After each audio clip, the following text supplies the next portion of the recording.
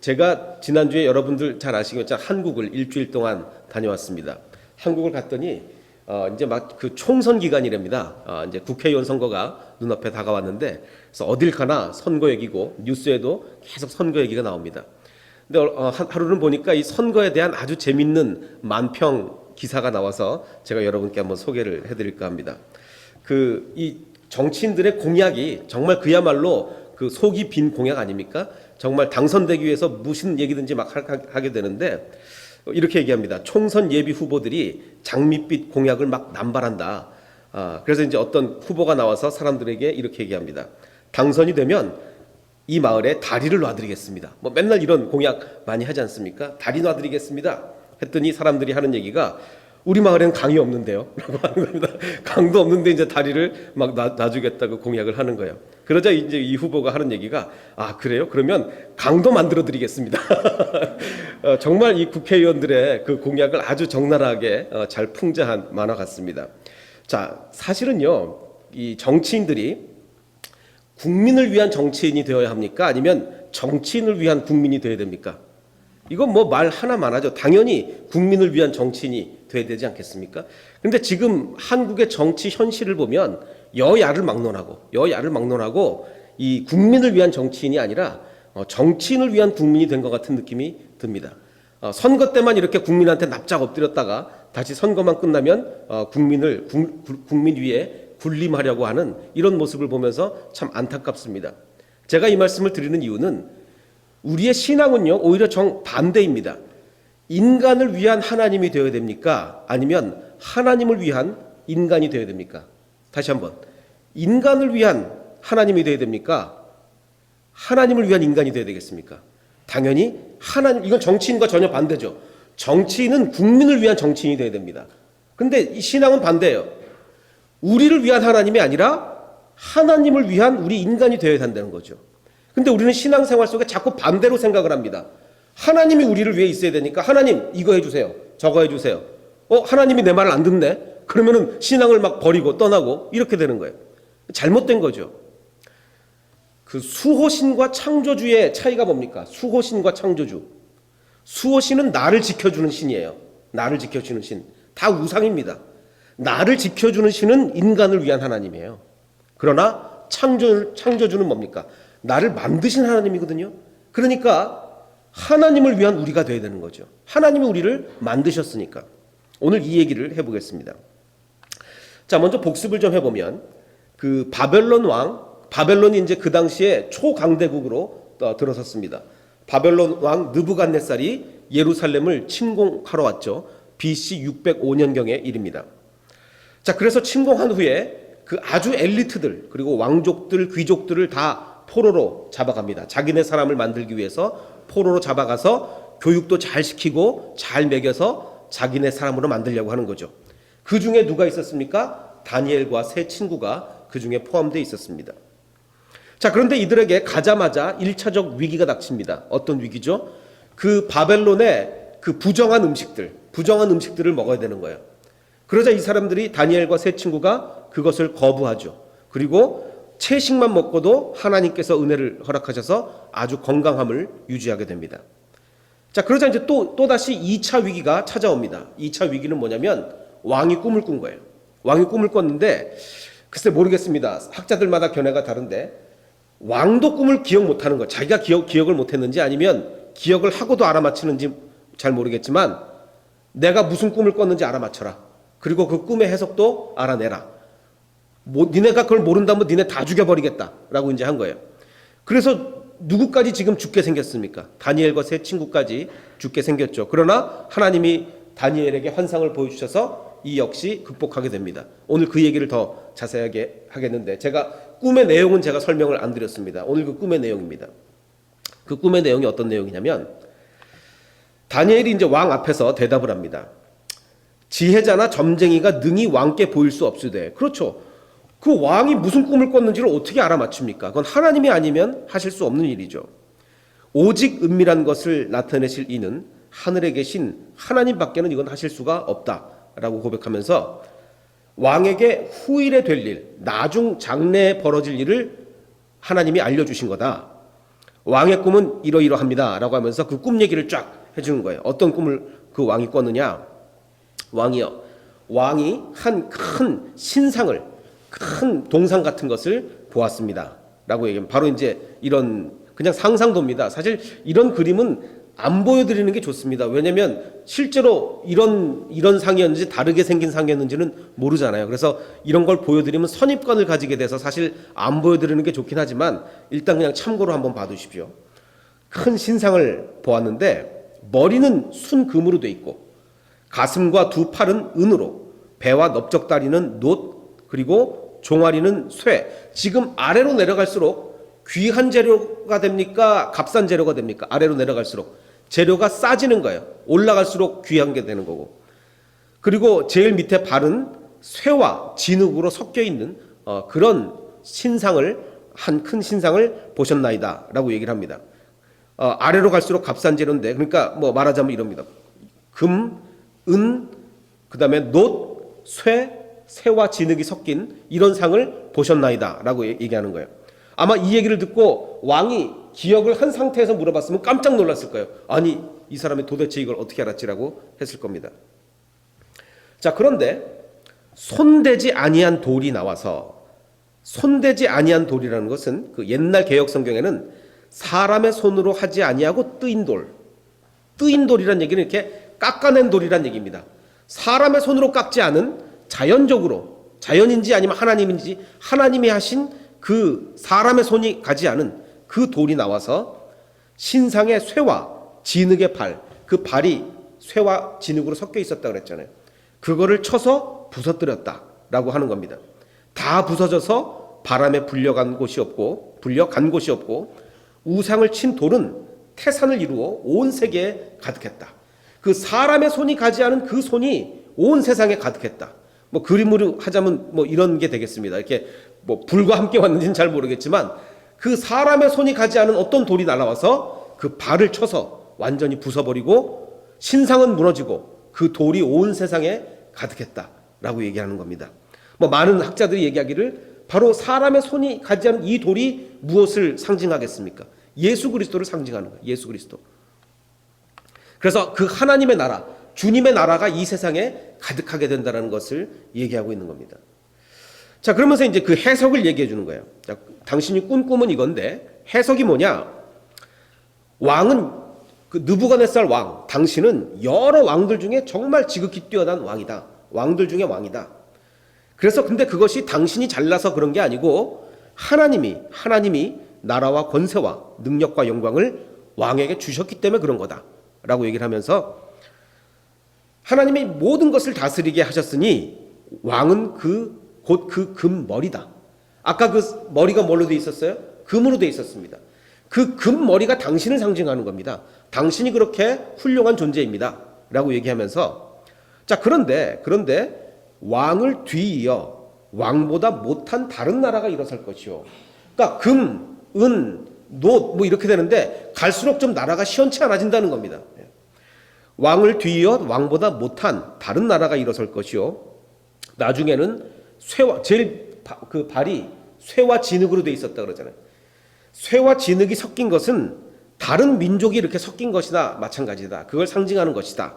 그런데 어디 쇠와 흙이 섞일 수가 있겠습니까? 잘 섞일 수가 없죠. 요즘도 뭐 이렇게 여러 나라에서 뭐 미국이니 온갖 나라에서 인종 문제가 정말 큰 문제가 아니겠습니까? 사실 인종 문제는요, 그게 쉬운 문제가 아닙니다. 아무리 국가에서 정책을 잘 펴도 쉽게 섞일 수는 없어요. 합하지 아니함이 쇠와 진흙이 합하지 아니함과 같으리다라고 이제 해석을 해주는 겁니다. 자, 그런데 그런 상태에서 하나님이 한 나라를 세우시리니 이것은 영원히 망하지도 아니할 것이다. 그 무너뜨린 돌이 가득 차게 되지 않습니까? 그 새로운 하나님의 나라가 세워질 것인데 이것은 영원히 망하지 않는 나라가 세워진다는 것이에요. 이 모든 나라를 쳐서 멸망시키고 영원히 설 것이라고 예언을 하는 겁니다. 그래서 하나님이 장래일을 왕께 알게 하신 것이라 이 꿈은 참되고 이 해석은 확실하나이다 라고 아주 확신을 가지고 느부갓네살 왕에게 이야기를 하는 겁니다. 자, 그래서 이제 근데 이제 이것에 대해서는 온갖 학자들의 신학자들의 온갖 해석이 있습니다. 자, 그러면 머리가 느부갓네살인 것은 확실한데 그럼 그 뒤에 이어지는 거는 뭐냐? 뭐 어느 나라다, 뭐 메데 바사다, 뭐다 로마 어쩌고 저쩌고 온갖 해석들이 많은데 그래서 뭐 이런 여러 가지 해석들이 있는데 사실 학자마다 해석이 다 달라서 학자마다 뭐 수십 가지 해석이 있어요. 그래서 여러분이 뭐 이것의 해석에 큰 관심을 기울일 필요는 없을 것 같고 그냥 이겁니다. 그 뒤에 여러 가지 나라가 이루어지는데 뭐 1대1로 매치할 필요는 없고 결국 그것을 무너뜨리는 것은 뭐다? 예수 그리스도다. 예수 그리스도가 그 모든 이 세상의 제국들을 무너뜨리고 하나님의 나라를 만들어 가신다라는 것을 얘기하는 거예요. 자, 그러자 이 느부갓네살 왕은 정말 놀라지 않을 수 없죠. 자기가 꿈을 기억했던 못했던 건 놀라는 거예요. 기억을 했다면 야, 어떻게 내 꿈을 그렇게 맞출 수 있을까? 기억을 못했었다면 맞아, 바로 그거야. 바로 아마 듣는 순간 생각이 났을 거예요. 그래, 맞아, 내 꿈이 바로 그거였어. 정말 대단하다. 이에 느부갓네살 왕이 엎드려 누구에게 절합니까? 자, 느부갓네살 왕은 지금 전 세계에서 가장 강력한 나라가 어느 나라라고요? 이 바벨론. 요즘으로 치면 미국의 왕보다 더 큰 힘을, 미국의 왕이 없죠. 미국의 대통령보다 더 큰 힘을, 왜냐면 왕이니까 대통령이 아니라 어마어마한 세계 최고의 권력자예요. 세계 최고의 권력자가 다니엘은 지금 누굽니까? 포로로 끌려온 거예요. 포로로. 이 포로 앞에 절을 합니다. 이건 놀라지 않을 수 없는 일이죠. 그래서 이 느부갓네살이 너무 감격을 한 거예요. 그래서 다니엘에게 절을 하고 야, 너희 하나님은 참으로 모든 신들의 신이시오 모든 왕의 주제시로다. 또 은밀한 것을 나타내는 이시구나라고 하면서 다니엘에게 이렇게 절을 하게 되는 겁니다. 근데 이제 이 느부갓네살의 그 신앙 고백이 참으로 놀라운 고백이긴 한데 한계가 있습니다. 어떤 한계가 있겠습니까? 벌써 이 말씀 자체, 이 말 자체에 나와 있어요. 신앙 고백 자체에 한계가 있는 거예요. 모든 신들의 신이다 라는 얘기는 유일한 신이다라는 얘기가 다르죠. 유일한 신이다. 자, 일본 선교가 어렵다고 많이들 얘기하는데 일본 선교가 어려운 이유가 뭡니까? 여러 가지 이유 중에 하나 있는데 일본 사람들은요 개념 자체가 다신교예요. 많은 신들을 섬깁니다. 그러니까 하나님을 전하면 그 수많은 신들 중에 하나님을 추가로 믿는 거예요. 추가로. 예를 들어 어떤 사람이 50개의 신을 섬긴다. 그럼 하나님이 51번째 신이 되는 거죠. 이런 상태에서 어떻게 선교를 하겠습니까? 이게 정말 어려운 거예요. 정말 어려운 거예요. 그러니까 지금 이 느부갓네살도 그 당시에는 야 보니까 하나님이 여러 신들 중에서 최고로 힘이 세구나. 그 막 다니엘에게도 절하고 이렇게 되는 겁니다. 자, 그래서 왕이 이에 다니엘을 세워 바벨론 온 지방을 다스리게 합니다. 자, 꿈 해석하고 높은 자리에 오른다. 누가 기억이 납니까? 요셉. 요셉과 아주 비슷한 이야기입니다. 그 비교는 제가 지난번에 해드렸습니다. 자, 또 다니엘의 요구대로, 근데 다니엘이 의리가 좋습니다. 의리가 어떻게 나만 혼자 이런 높은 자리에 오르냐? 제 친구가 3명이 있습니다. 이 친구 3명도 한 자리씩 하게 해주십시오라고 해서 다니엘의 요구대로 사드락과 메삭과 아벳느고를 세워 바벨론 각 지방의 지방 관리로 이렇게 세우게 됐습니다. 그리고 다니엘은 중앙 관리니까 왕궁에서 다스리게 되었습니다. 아주 정말 엄청난 사건이 벌어진 겁니다. 지금 이게 다니엘서 몇 장이에요? 이게 다니엘서 2장의 이야기입니다. 2장. 자, 그런데 여기까지는 참 좋았습니다. 근데 3장에 넘어가서 아주 또 예상치 못했던 일이 벌어지게 됩니다. 자, 2장의 느부갓네살은 지금 포로였던 다니엘에게 절할 정도로 하나님의 그 위대하심을 깨달았던 사람이에요. 비록 유일신으로 섬기지는 않았지만 다니엘에게 절할 정도로 야, 여호와가 최고의 신이구나 라고 생각을 했었습니다. 자, 그런데 3장에 갑자기 이상한 일이 벌어집니다. 어떤 일이 벌어지냐면 느부갓네살 왕이 금으로 신상을 만들었습니다. 우상을 만든 거죠. 모르겠습니다. 이 우상이 자기 자신을 형상화시켜서 바로 이것이 나 느부갓네살이다 라고 만든 건지 아니면 어떤 우상을 만든 건지는 잘 모르겠지만 어쨌든 금으로 신상을 만들었습니다. 근데 그 신상의 크기가 높이는 60규빗, 한 27m 금 신상을 만드는데요. 27m짜리 신상을 만든 거예요. 금으로. 그래서 어떤 학자들은 이게 크기가 너무 크니까 이거 순금이 아니라 도금한 거 아니냐라고 하는데 모르겠습니다. 근데 어쨌든 그 예루살렘 성전 안에 있는 엄청난 금들을 다 싹 가져갔거든요. 그러니까 뭐 순금이라고 할 수도 있지 않을까 싶긴 한데 어쨌든 뭐 모르겠지만 금으로 어마어마한 신상을 만든 거예요. 또 너비는 6규빗인 바로 이렇게 생긴 것 같은 어마어마한 신상을 만든 겁니다. 자, 그런데 그럼 여기서 우리가 의문이 들죠. 아니, 모든 신유에 뛰어난 신이 여호와 하나님임을 느부갓네살이 깨달았다면 왜 갑자기 금신상을 만들어서 거기다 절하게 만드냐 이거죠. 여기서 이제 의문이 듭니다. 그 의문 나중에 풀어가기로 하고 왜 갑자기 신상을 만들었을까? 그리고서 이제 이렇게 명령을 합니다. 모든 악기 소리를 들을 때 엎드려 느부갓네살 왕이 세운 금신상에게 절하라. 그러니까 많은 학자들은 뭐 물론 그냥 우상일 수도 있지만 아마도 느부갓네살 자신을 형상화한 게 아니냐라고 많이 해석들을 합니다. 나한테 절하라 이거 나한테. 절하지 아니하는 자는 즉시 맹렬히 타는 풀무불에 던져 넣으리라. 자, 이제 한국말 번역에 풀무불이라고 나와 있는데 풀무가 뭔지 아십니까? 그 옛날에 혹시 시골에 사셨던 분은 아실 수도 있는데 풀무라는 거는 이게 불을 붙일 때 이렇게 막 바람을 불어넣는 기구예요. 풀무불. 이게 막 바람을 하면 그 불난집에 부채질을 하게 되는 거죠. 그러면 이제 불이 더 맹렬하게 타오르게 되는 겁니다. 근데 한국말 번역에 풀무불로 돼 있어서 그렇지 히브리 원어에는 풀무라는 얘기는 없고 그냥 맹렬히 타오르는 불이라고 생각을 하시면 되겠습니다. 절하지 아니하는 자는 즉시 맹렬히 타는 불 가운데 던져 넣으리라 라고 이제 명령을 한 거예요. 자, 이거 2장에서 나온 느부갓네살과 너무 다르죠. 여호와 하나님이 최고다 이랬다가 지금 금으로 만든 신상을 세워서 거기다 절하라고 하는 거예요. 자, 그러니 모든 백성들이 절하겠습니까? 안 하겠습니까? 당연히 절하죠. 절 안 했다가는 지금 불 속에 들어가게 되는 거 아닙니까? 그러자 그때 어떤 갈대아 사람들이, 그러니까 갈대아 사람들이라는 것은 많은 학자들이 아마도 점성가들이 아니었나 추정을 합니다. 그래서 새 번역은 아예 점성가라고 번역을 했어요. 어떤 갈대아 사람들이 나와서 고소를 하는데, 아니 왕이시여, 보니까 몇 유다 사람, 그게 누구냐? 사드락과 메삭과 아벳느고, 누굽니까? 다니엘의 세 친구죠. 이 다니엘의 세 친구가 왕이 세워 바벨론 지방을 다스리게 하신 자임에도 불구하고, 그럼에도 불구하고 왕을 높이지 아니하며 왕의 신들을 섬기지 아니하며 더구나 왕이 세우신 금신상에게 절하지 않는다. 우리가 분명히 봤다. 우리가 증인이다. 라고 하면서 이 세 사람을 고발하게 됩니다. 다니엘은 어디 갔을까요? 모릅니다. 저도. 왜냐하면 이 스토리에 다니엘은 안 나와요. 그럼 다니엘은 절을 했겠느냐? 그것도 참 모르겠습니다. 다니엘도 분명히 절하지 않았을 텐데 어떻게 다니엘은 어디 가고 세 친구만 나오는지는 잘 모르겠습니다. 자, 근데 여기서 재밌는 것은 그럼 이것이 그 바로 1장과 2장에 뒤어서 바로 벌어진 사건이 3장일까? 아니면 어느 정도 시간 간격이 있을까라는 이제 궁금증이 있는데, 히브리어를 좀 분석을 해보면, 히브리어를 그 분석을 해보면 그 1장의 다니엘과 세 친구를 성경은 뭐라고 히브리어로 부르면 옐렛, 소년이다 이렇게 부릅니다. 소년. 아마 10대였던 것 같아요. 10대 소년.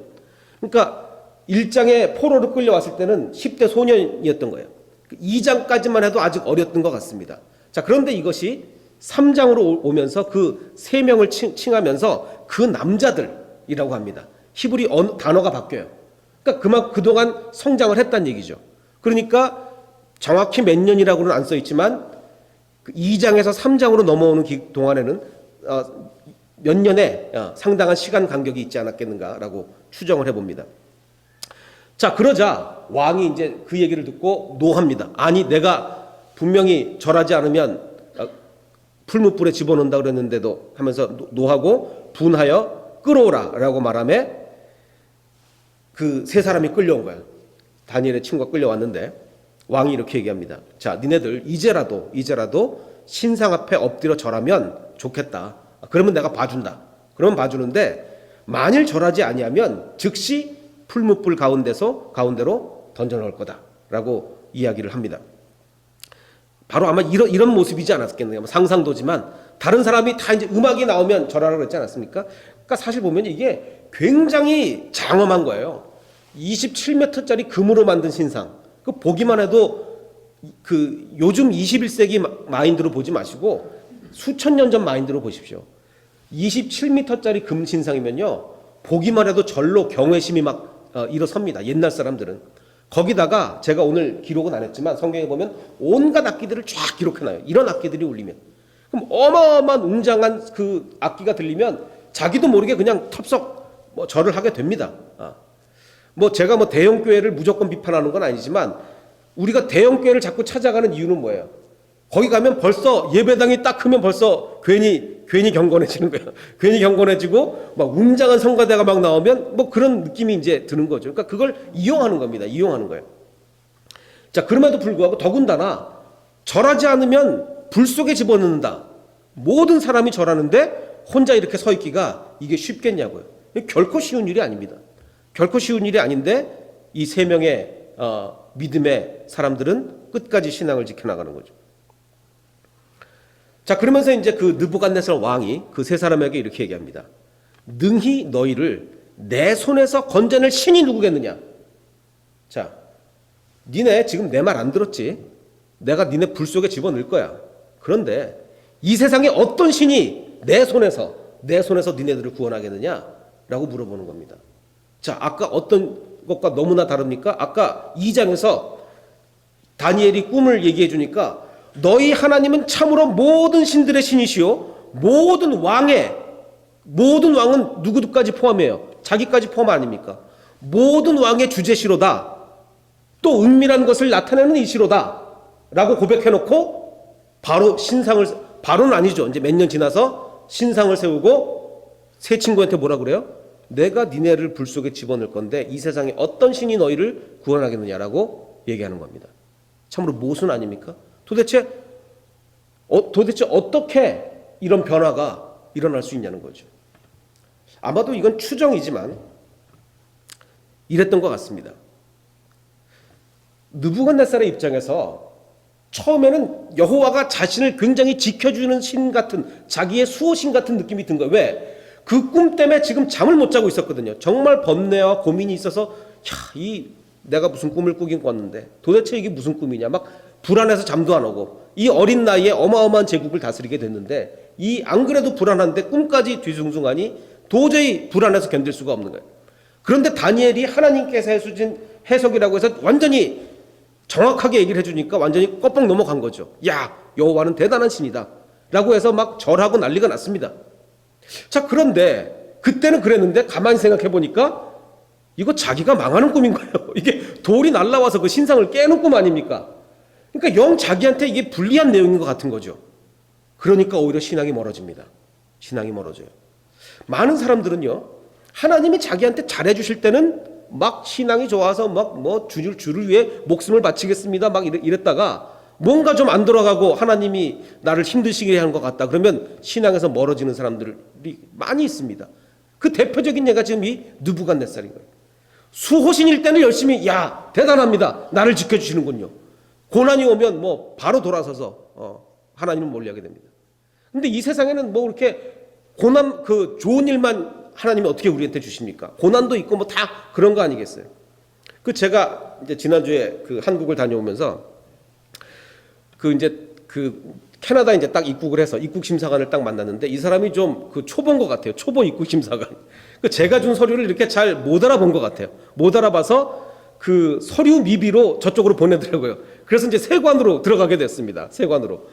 그래서 이제 뭐 서류를 다 보여줬으니까 그 사람이 아니 너 아까 입국 심사관한테 이 서류 보여줬니? 그래서 나 보여줬다. 근데 왜 일로 왔냐? 그래서 나야 모르지.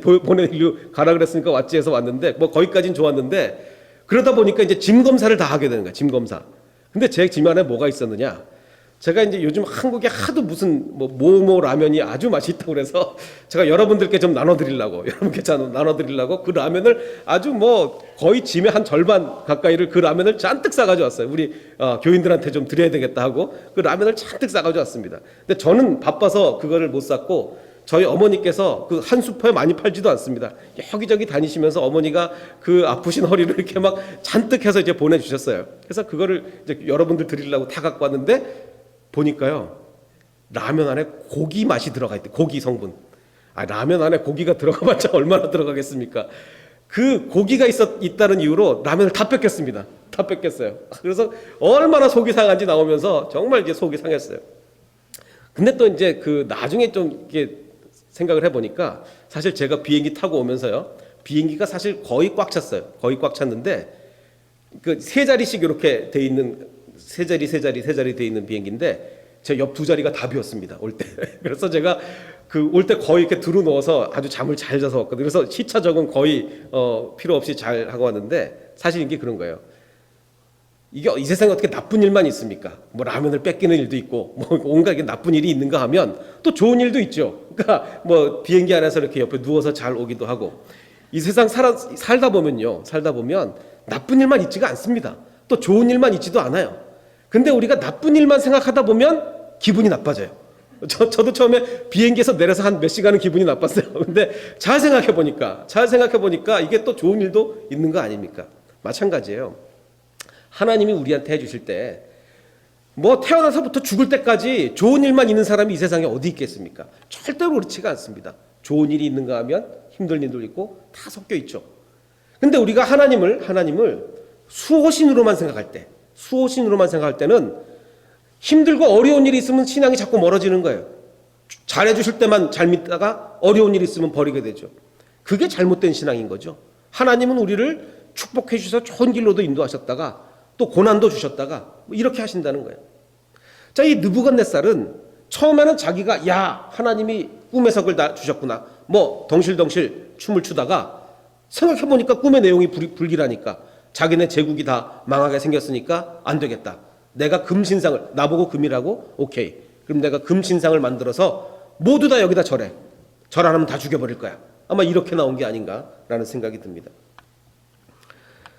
자, 그러자 사드락과 메삭과 아벳느고가 왕에게 이렇게 대답을 합니다. 제가 딴 얘기하는 동안 잊어버리셨죠? 지금 뭐였냐면 그 느부갓네살 왕이 지금이라도 절하면 용서해 주겠는데 안 그러면 풀무불에 던지겠다고 한 거예요. 그러자 이 세 사람이 우리가 이 일에 대하여 왕에게 대답할 필요가 없나이다. 난 대답할 가치가 없습니다. 하나님이 계시다면 사실 이건 의문문이 아닙니다. 정말 계시니까 하는 얘기예요. 우리를 맹렬히 타는 풀무불 가운데에서 능히 건져내시겠고 왕의 손에서도 건져내시리이다. 아까 왕이 뭐라고 그랬어요? 이 세상에 어떤 신이 내 손에서 너희를 구원하겠느냐라고 했는데 거기다 대고 세계에서 가장 강력한 왕 느부갓네살 왕에게 이 세 사람이 뭐라고 얘기하냐면 우린 대답할 필요를 못 느끼겠다. 대답할 가치가 없다. 하나님이 우리를 맹렬히 타는 풀무불 가운데서도 건질 것이고 당신의 손에서도 건질 것이다. 그러나 그렇게 하지 아니하실지라도 하나님이 우리에게 잘해주실 때만 내가 섬기는 게 아니라 설사 하나님이 우리를 구해주시지 않으셔서 내가 그 불 속에서 다 타 없어지는 한이 있더라도 왕이 세우신 금신상에게 절하지도 아니할 줄을 아옵소서 통보를 하는 겁니다. 당신 똑바로 아시오. 우리는 절대로 금신상에게 절하지 않겠습니다. 라고 얘기하는 겁니다. 이것은 수호신적 신앙이 아니에요. 만약에 마지막 18절이 없었다면 그냥 그래 하나님은 분명히 우리를 풀무불 가운데서도 건져내실 거야. 나는 그래서 믿어. 라고 하면 수호신인 거예요. 수호신. 나를 지켜주는 신. 그러나 그리 아니하실지라도 하나님이 그렇게 안 해주실지라도 나는 당당히 걸어서 풀무불 가운데로 들어가겠다는 겁니다. 왜? 하나님이 나의 창조주이시기 때문에 그런 거예요. 수호신이 아니라 창조주이기 때문에 우리는 당연히 그렇게 해야 된다고 고백하는 겁니다. 이게 그리 아니하실지라도의 신앙 고백인 것입니다. 사실 이 세 사람은요, 출세가 보장된 길을 걷고 있었어요. 말하자면 옛날에 일제강점기에 최고의 친일파가 될 지금 그 조건이 있었다고요. 그 바벨론에 가서 온갖 좋은 교육 다 받아가지고 이제 나중에 뭐 유다 지방으로 다시 돌아가게 되면 유다를 다스리게 될지도 모르고 정말 아주 최고의 친일파가 돼서 그 한국을 다스리게 될 이런 것처럼 그런 지금 조건하에 있었단 말이에요.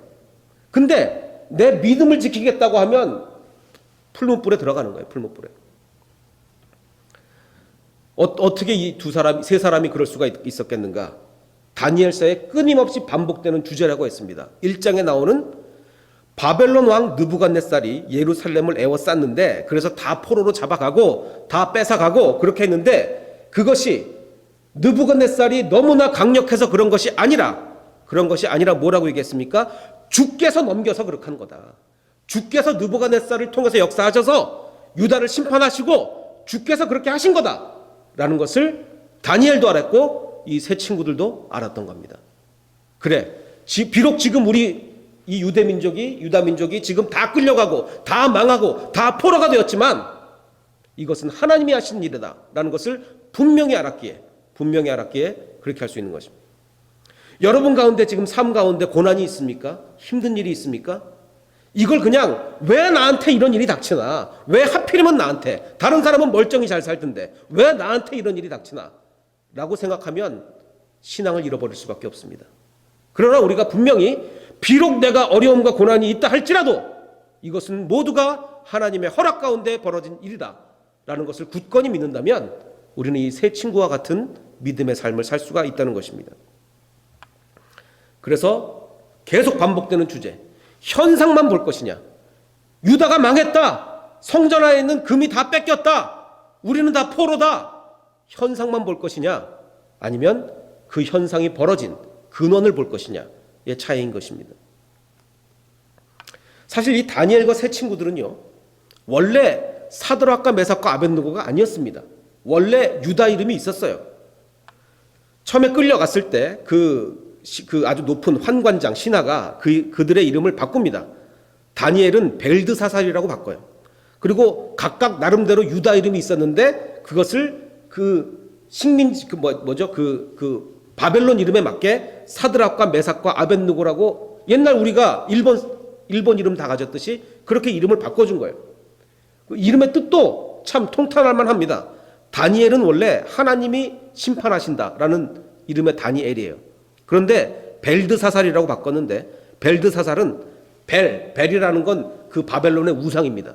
바벨론의 우상 벨이여 왕을 보호하소서라는 이름이 바벨론의 그 다니엘의 새 이름 벨드사살인 거예요. 사드락과 메삭과 아벳느고 다 마찬가지 뜻의 이름을 가지고 있습니다.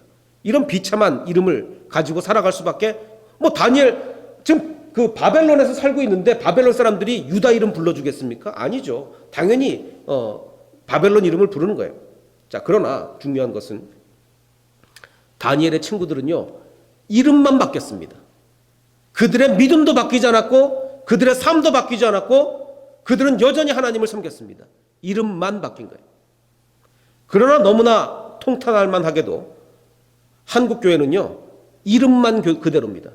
이름만 교회고 이름만 하나님을 부르고 있고 이름만 믿습니다를 외치고 있고 이름만 그대로입니다. 정반대죠. 이름만 바뀐 다니엘의 세 친구들과 이름만 그대로인 한국교회가 너무나 대조가 되고 있는 겁니다.